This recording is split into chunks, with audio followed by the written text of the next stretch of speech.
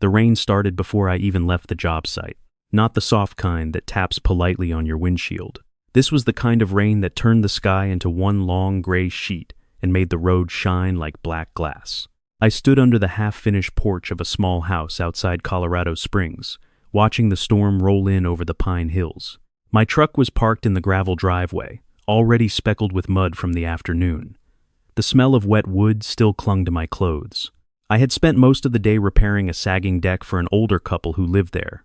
Nice people, the kind who still offered coffee and homemade cookies to anyone who showed up with tools. But by the time I packed up my toolbox, the sky had darkened and the wind had started pushing the rain sideways. I pulled my jacket tighter and climbed into my truck. The engine turned over with its usual tired rumble. For a moment, I just sat there, letting the heater warm my hands while the rain hammered the roof. All I wanted was to get home. My place sat about 20 minutes outside town, tucked near the edge of the woods. Small cabin. Nothing fancy, but it was quiet. And after the last few years, quiet had become the one thing I valued most. No loud neighbors. No traffic. Just the wind through the trees and my dog waiting by the door when I got back. His name was Harley, a rescue mutt with one ear that never quite stood up straight. Best roommate I ever had. I pulled out of the driveway and started down the narrow 2-lane road that cut through the hills. The rain grew heavier the farther I drove. My windshield wipers swung back and forth in a steady rhythm, fighting a battle they clearly weren't winning. Water ran down the road in small streams, reflecting the glow of my headlights. Most people had already gotten off the road for the night. The storm had scared away the usual traffic. For long stretches, I didn't see another car. Just dark trees lining the road and the endless sound of rain. That's when I noticed the flashing lights. At first, they looked like faint orange reflections in the distance. Then the shape of a car slowly appeared through the rain. It was pulled halfway onto the shoulder, hazard lights blinking steadily. I eased my foot off the gas. The car's hood was up. Steam or rain mist drifted upward into the night. I glanced at the clock on my dashboard. 7:42 p.m. Late enough that most repair shops were closed. For a second, I considered driving past. Not because I didn't care, but because life had taught me something over the years. Sometimes, helping strangers leads to trouble you didn't ask for. And sometimes, it's just easier to keep moving. The road was empty. If I drove by, nobody would know. Then I noticed something through the rear window of the car. A small shape, someone sitting in the back seat. A kid. My hands tightened slightly on the steering wheel. I drove another 10 feet before the thought settled in my chest like a stone. I sighed under my breath. Damn it. I slowed the truck and pulled over about 20 feet in front of the stranded car. The rain sounded louder the moment I turned off the engine. For a second I just sat there, staring through the windshield. Part of me still debated whether this was a good idea. But the longer I sat there, the more ridiculous it felt. I grabbed my jacket from the passenger seat and stepped out into the rain.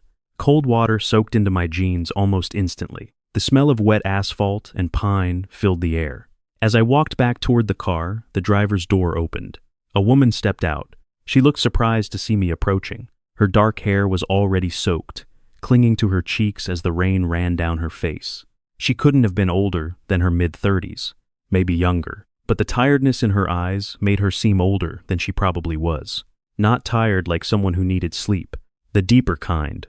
The kind people carry when life keeps stacking problems faster than they can solve them. She pushed the hood of the car up with one hand and wiped rain from her forehead with the other. "I'm really sorry," she said quickly as I got closer. Her voice carried a nervous politeness. "I didn't mean to flag anyone down or anything. The car stopped. "You didn't flag me," I said, glancing under the hood. I stopped on my own. The engine compartment looked old but familiar. An aging sedan that had probably seen better years. "I think the battery died," she added. "Or maybe the alternator. I'm not really sure." Her voice wavered slightly at the end, like she'd been trying to stay calm for a while. I leaned closer, letting the rain drip off the edge of the hood. "Mind if I take a look?" She stepped back quickly. "Of course. Thank you." I reached into my jacket pocket and pulled out a small flashlight. Years of working construction had taught me to keep tools nearby, even on days when I didn't expect to need them. The beam of light cut through the rain as I checked the battery connections. Loose, corroded, not the worst problem in the world, but definitely enough to kill the engine. "I might be able to jump it," I said. Her shoulders lowered slightly, like a small weight had just lifted. "Really?" "Yeah." Then I heard a small voice from behind us. Soft, careful. Mom, is he going to help us? Both of us turned. In the back seat, a little girl sat wrapped in a faded pink blanket, maybe 7 or 8 years old. Her knees were tucked up to her chest as she watched the two of us through the rain-streaked window.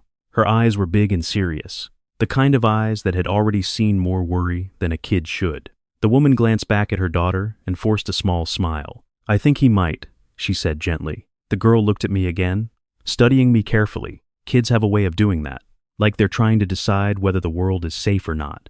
And somehow, standing there in the rain beside that broken car, I had the strange feeling that this moment meant more than just fixing an engine.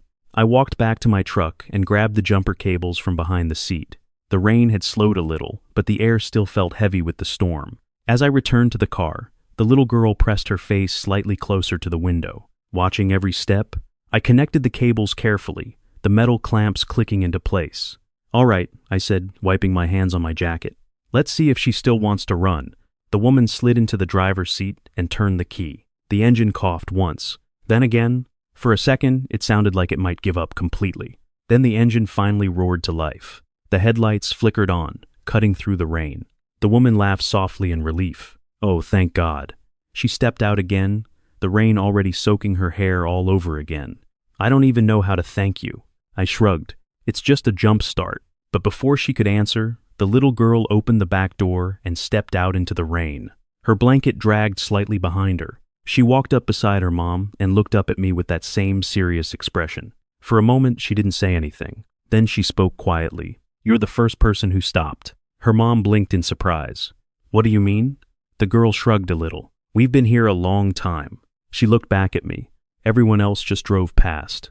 Something about the way she said it made my chest tighten, because suddenly the rain didn't feel quite as cold as it had a few minutes ago. And I realized something. Maybe stopping that night hadn't just fixed a broken car. Maybe it had interrupted something else entirely. The little girl's words hung in the air longer than the rain. You're the first person who stopped. For a moment, none of us said anything. The woman turned slowly toward her daughter, clearly surprised. What do you mean, sweetheart? She asked. The girl shifted the blanket around her shoulders and looked back at the road behind us, where darkness and rain swallowed the empty highway. We've been here a long time, she said quietly.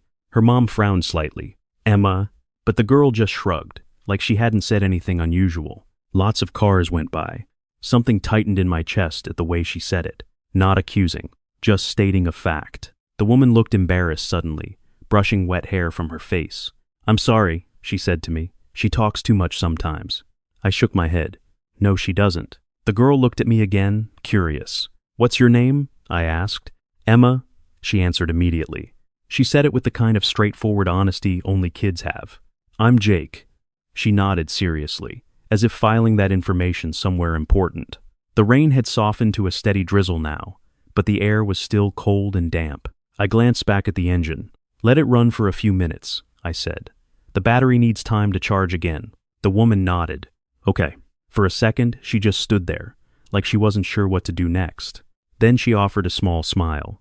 I'm Sarah, by the way. Nice to meet you, I said. Up close, she looked even more tired than I'd first noticed. There were faint shadows under her eyes. Not from the rain.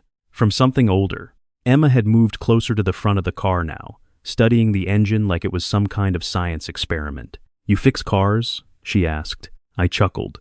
Not really. What do you fix then? Houses, decks, fences, whatever people need. Her eyes lit up slightly. So you build stuff? Sometimes. She nodded again, impressed. My dad used to build stuff. The moment the words left her mouth, Sarah's posture stiffened. It was subtle, but I noticed Emma didn't seem to catch it. Birdhouses, she added. He made me a pink one once. I didn't ask what happened to him. Experience had taught me that some questions were better left alone until people offered the answers themselves. Instead, I checked the jumper cables again and disconnected them. All right, I said. Try turning it off and starting it again. Sarah climbed into the driver's seat and turned the key. The engine stopped. For half a second there was silence. Then she turned the key again. The engine started immediately. She let out a breath of relief that almost sounded like a laugh. Oh, thank God. Emma clapped her hands once. It works. Sarah stepped out again, looking genuinely grateful. I really don't know how to thank you. You already did. She shook her head. No, I mean it. She glanced down the dark road behind us. We were out here almost 40 minutes. My eyebrows lifted slightly. 40? She nodded. I tried calling roadside assistance, but the signal kept dropping. Emma kicked lightly at a puddle near the edge of the road. The rain started getting louder, she said matter-of-factly, and Mom got quiet. Sarah gave her daughter a look. Emma. What? The girl said innocently. I couldn't help smiling slightly. Kids have a way of telling the truth adults try to hide. The rain began picking up again, tapping against the hood of the car. I looked up at the sky. Dark clouds still rolled over the hills. You might want to get the battery checked tomorrow, I said. If it's this week, it'll probably die again. Sarah nodded. I will. She hesitated for a moment. Ducks! Then she asked something carefully. Do you live around here? About 20 minutes up the road. Her shoulders seemed to relax, just a little. That's good. Emma suddenly tilted her head toward me. Do you have kids? The question caught me off guard. No. Why not? Sarah sighed softly. Emma, you can't ask people things like that. Emma frowned. Why? I laughed quietly. It's okay. Then I shrugged. Just hasn't happened. Emma considered that answer like it was a puzzle. Then she nodded again. Okay. The rain was getting heavier again. Drops began tapping loudly against the metal roof of the car. Sarah glanced at the sky. We should probably get going before it gets worse. Good idea. She walked toward the driver's door, but before she got in, Emma stepped closer to me. Jake? Yeah? She lowered her voice slightly, like she was about to share a secret. Mom was really worried. Sarah turned back slightly. Emma, but the girl continued. She thought the car was broken forever. I crouched slightly so I was closer to her height. Well, I said gently, cars can be fixed. Emma looked thoughtful. Then she said something that caught both of us off guard. Yeah, but sometimes people can't. The words hung there quietly. Sarah stared at her daughter for a moment. Then she looked away quickly, blinking against the rain. I felt that same strange tightness in my chest again, because kids say things like that without realizing how heavy they sound. Emma suddenly smiled again. But you fixed ours. I stood back up, only temporarily. That's still good.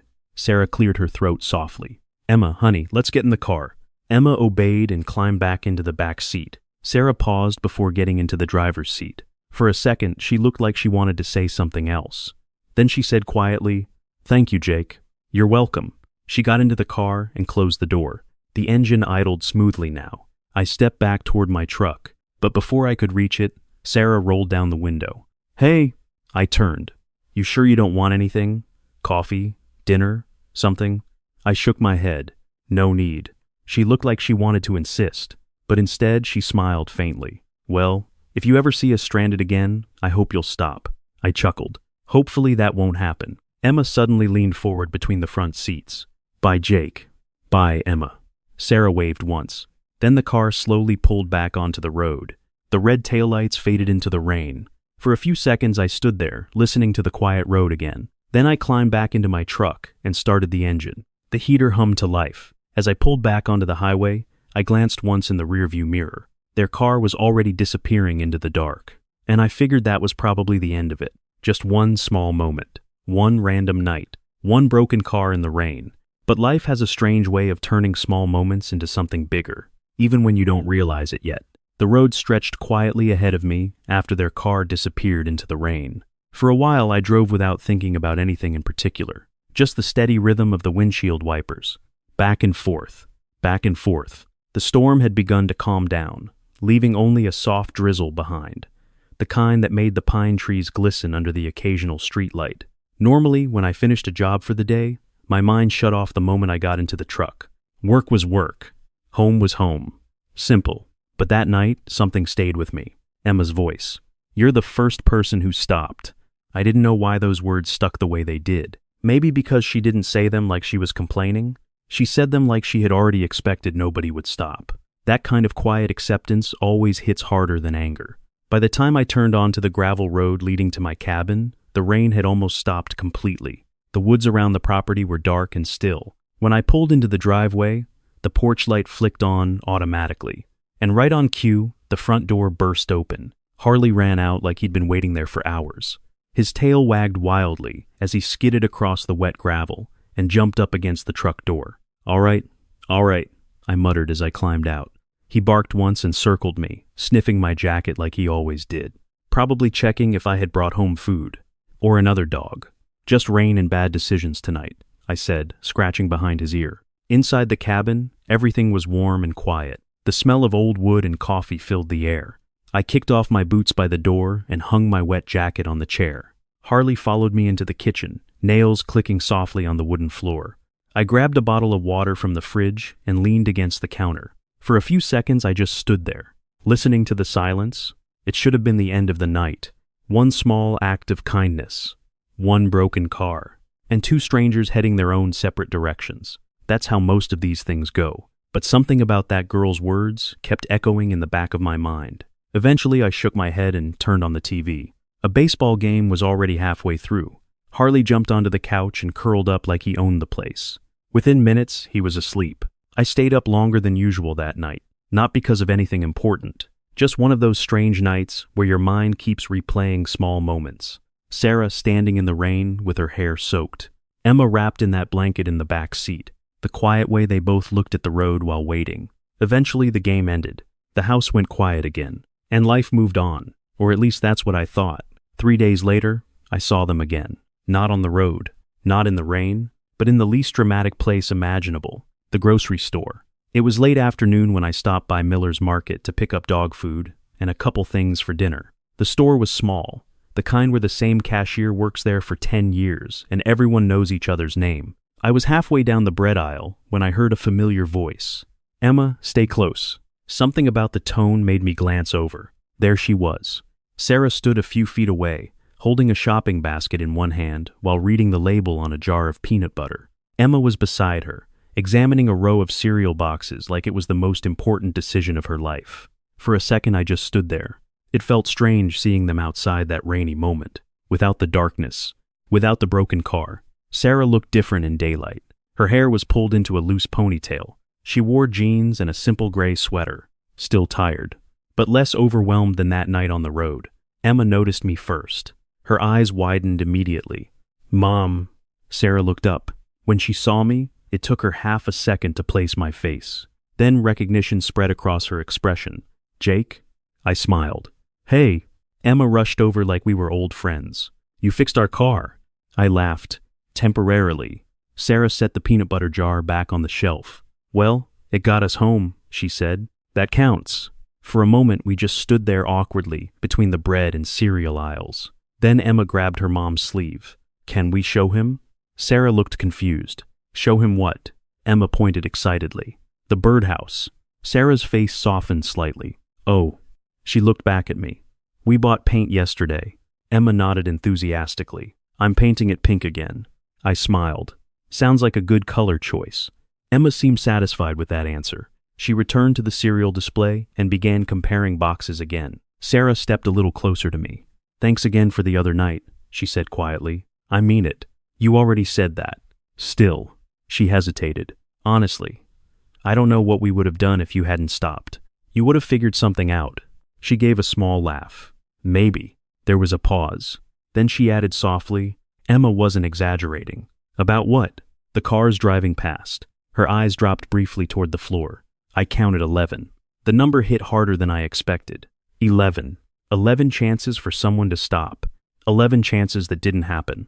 I didn't know what to say to that. So instead I asked, "How's the car?" She sighed slightly. "The mechanic says the alternator's dying. That'll do it. I'm saving up to replace it." Emma suddenly returned, holding a cereal box above her head. "Mom, this one has marshmallows." Sarah laughed. "Everything has marshmallows, but these are bigger." Sarah shook her head and looked back at me. "Welcome to my daily negotiations." I smiled. For the first time since meeting them, Sarah looked almost relaxed. Not carefree, but lighter. Emma suddenly looked up at me again. "Jake?" "Yeah?" "You should come see the birdhouse." Sarah blinked in surprise. "Emma, it's really cool," the girl insisted. I chuckled. "I believe you." Emma crossed her arms.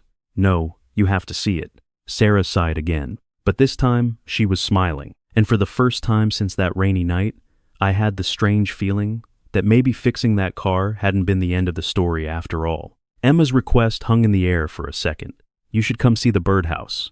Sarah looked like she was about to protest again, but instead she sighed and gave a small shake of her head. "I'm sorry," she said to me quietly.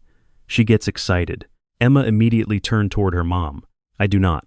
Sarah laughed softly. See? I shrugged. I'd be happy to see it. Emma lit up like someone had just approved the best idea in the world. Really? Really? Sarah looked slightly embarrassed now. We live just 5 minutes from here, she said. You don't have to if you're busy. I glanced at the items in my basket. Dog food. Bread. A frozen pizza. Hardly a life or death schedule. I've got time. Emma pumped her fist in the air like she'd just won something. Yes. Sarah laughed again, though this time there was a hint of something else in it. Relief? Maybe it had been a while since someone simply showed up. We finished our shopping quickly after that. Emma insisted on carrying the cereal box herself, which she did proudly, even though it kept slipping from her hands. Outside, the sky had cleared. The storm from a few nights ago was long gone, leaving the late afternoon sun shining through the trees. The air smelled like wet pavement and pine. Emma skipped ahead toward the parking lot while Sarah and I walked behind her. You don't actually have to come, Sarah said quietly again. I know. I just don't want you to feel obligated because of Emma. I don't. She studied my face for a moment like she was trying to decide if I was telling the truth. Then she nodded. Okay. Emma suddenly spun around in front of us. Mom. Yes? You're walking slow. Sarah laughed. We're coming. Emma pointed toward a small blue sedan parked near the far end of the lot. That's our car. The same car from the other night. Though now, under the sunlight, it looked even older. The paint was faded. A small dent ran along the passenger door. But it was clean. Someone took care of it. Emma climbed into the back seat again. Sarah opened the driver's door and paused. You can follow us if you want, she said. I know the way. All right. A few minutes later, we were driving through a quiet neighborhood on the edge of town. The houses weren't fancy. Small single-story homes, some with chipped paint, some with neat gardens out front, the kind of place where people worked hard just to keep things running. Emma waved from the back window of their car every time we slowed at a stop sign, like we were part of a small parade. Eventually, Sarah pulled into the driveway of a small white house. The yard was simple but tidy. A few flower pots lined the porch, and hanging from the branch of a tree near the front yard was the birdhouse. Pink. Very pink. Emma burst out of the car before the engine even finished stopping. Come see. I parked behind them and stepped out. The evening air was warm now. Emma grabbed my hand and dragged me toward the tree. Look, the birdhouse hung from a thin rope. It had clearly been built by someone who knew what they were doing. The wood was smooth, the roof angled just right to keep rain out. And though the paint job was a little messy, it had personality. I like it, I said. Emma beamed. My dad made it. Sarah walked up behind us slowly. For a moment, the three of us stood there, looking at the little pink house swinging gently in the breeze. Emma looked up at me again. He built it when I was 5. That's pretty cool. He said birds need homes too. Sarah folded her arms loosely, watching her daughter. Emma touched the edge of the birdhouse carefully. The paint faded, she explained. So we're fixing it. I nodded.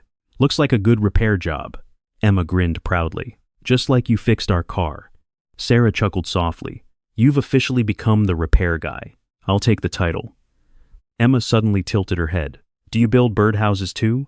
Sometimes. Her eyes widened. Can we make one together? Sarah quickly stepped in. Emma, that's not... It's okay, I said. Emma looked hopeful. Really? Maybe sometime. That seemed good enough for her. She ran up the porch steps and pushed open the front door. Come inside. Sarah rubbed the back of her neck slightly. She's enthusiastic. I noticed.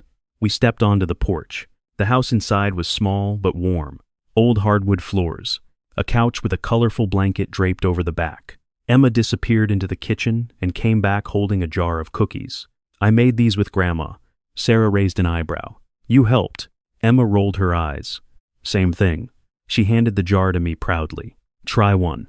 I took a cookie. Not bad. Actually pretty good. Emma watched my face carefully as I chewed. Well?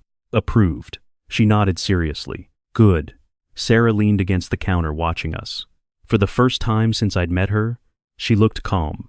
Not like someone waiting for the next problem to hit. Just someone enjoying a quiet moment. Emma suddenly spoke again. Mom doesn't laugh a lot. Sarah blinked. Emma. What? The girl shrugged. But she did today. Sarah looked embarrassed. I laugh. Emma tilted her head. Not like that. The room went quiet for a second. Then Sarah laughed again. And this time, it sounded a little freer than before. Outside, the evening light filtered through the window. And standing there in that small kitchen, I had the strange feeling that something simple was happening, something easy to miss if you weren't paying attention. Two people who had been carrying a lot of quiet weight, and one kid who didn't believe strangers had to stay strangers forever. Sometimes stories don't start with big dramatic moments. Sometimes they begin with something small, a broken car, a pink birdhouse, or a little girl who refuses to let people stay strangers. Emma insisted I stay for dinner, not in a polite way. In the determined way, kids decide something is going to happen, whether the adults agree or not. "Mom," she said, already pulling plates from the kitchen cabinet, "Jake is staying." Sarah sighed in the tired but amused way parents do when they know resistance is pointless. But Emma had already set 3 plates on the table. Problem solved. I raised my hand slightly. "Only if you're sure." Sarah looked between the two of us and finally gave a small smile. "Well, we do have enough food." Emma pumped her fist like she had just won a major negotiation. "See? Dinner turned out to be simple. Spaghetti, garlic bread, and the cookies Emma had insisted I try earlier. Nothing fancy. But the kitchen felt warm in that quiet, comfortable way that only happens in homes where people actually live. Emma talked the entire time. About school. About a boy named Tyler who kept stealing crayons. About how one bird had already started visiting the pink birdhouse. Sarah listened with the same patient smile most parents wear when they've heard the same stories 100 times before. Every now and then she glanced toward me, still a little surprised I was there. Halfway through dinner, Emma asked the question that changed the tone of the evening. "Jake? Yeah? Why do you live alone?" Sarah nearly choked on her drink. "Emma, what?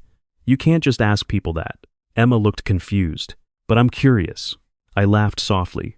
"It's okay." Sarah looked apologetic. "You don't have to answer." I shrugged. "It's not a big secret." Emma leaned forward like she was about to hear the most interesting story ever told.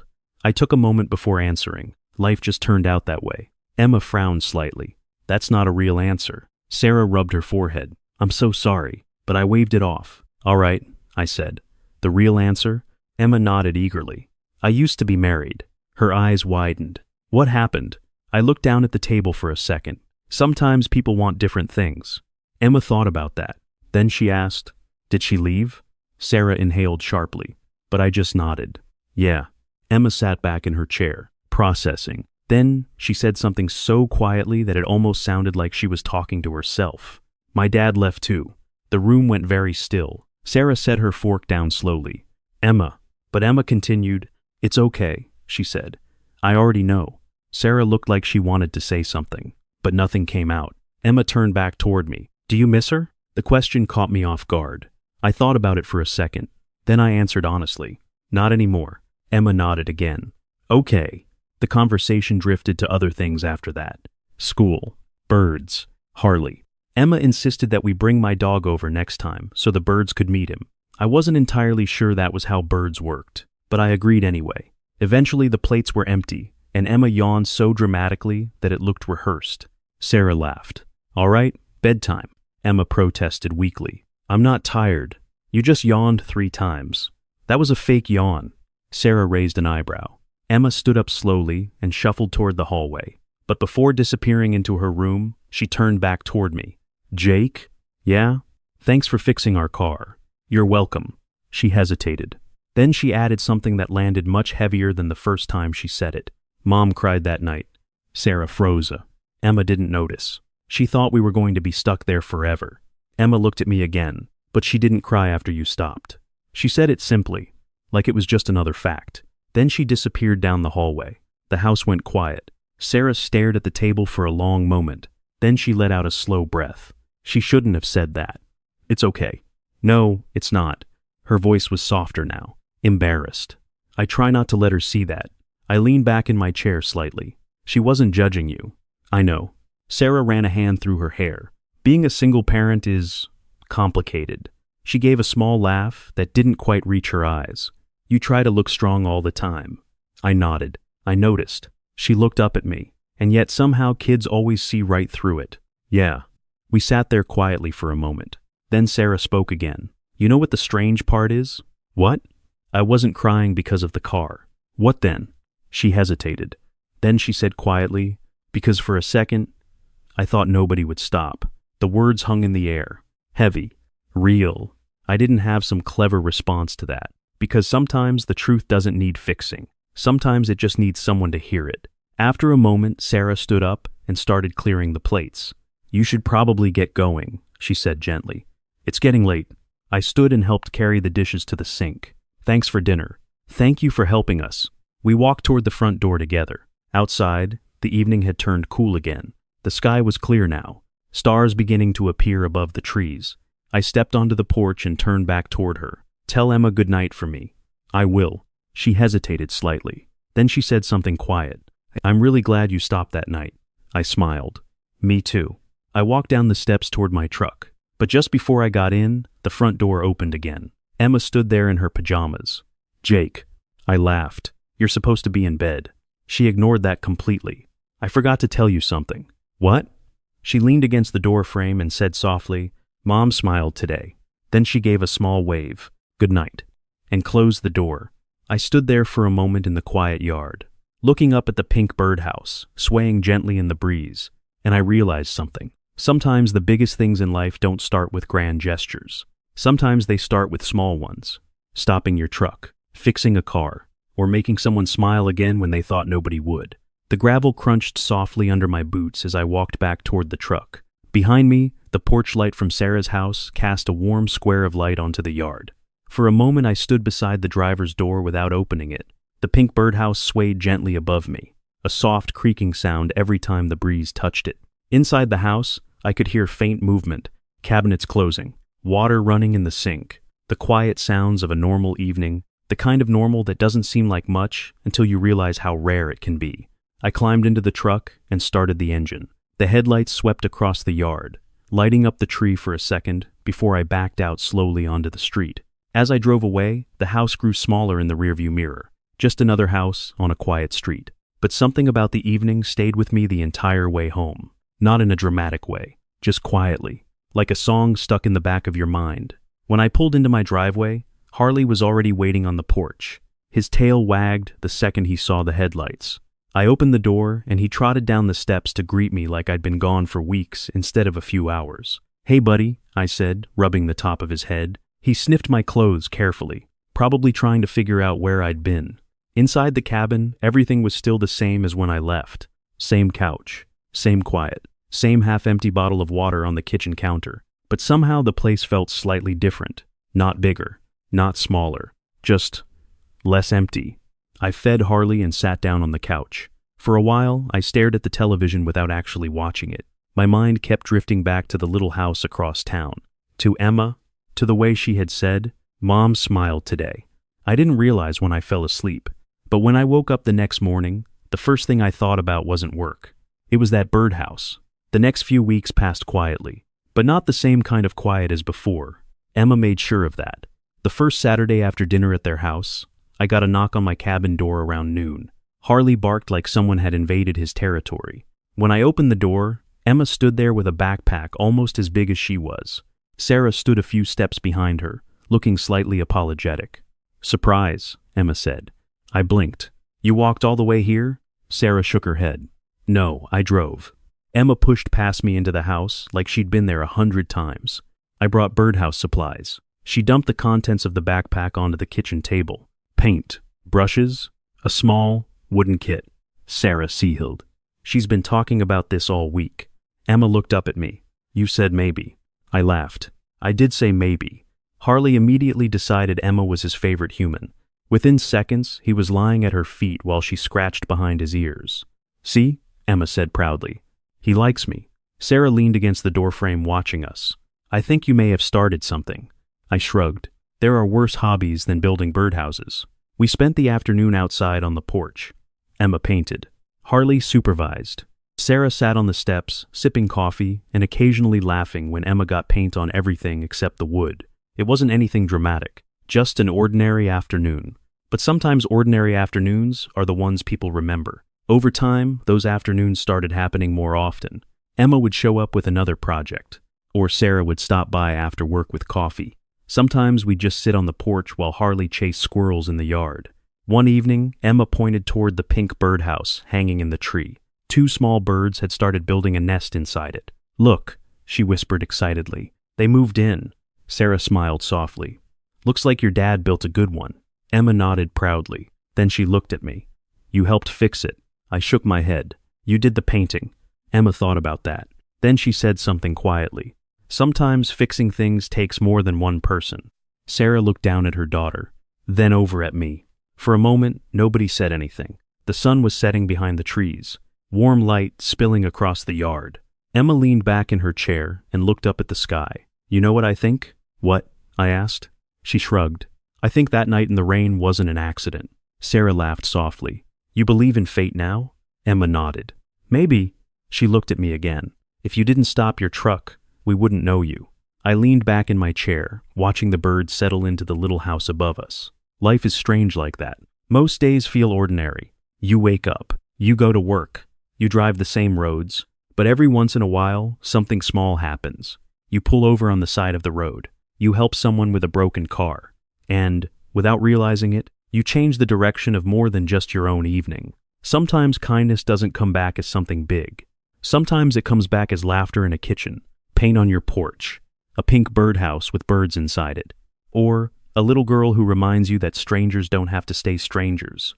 And every now and then, it comes back as something even simpler, a family you didn't know you were missing,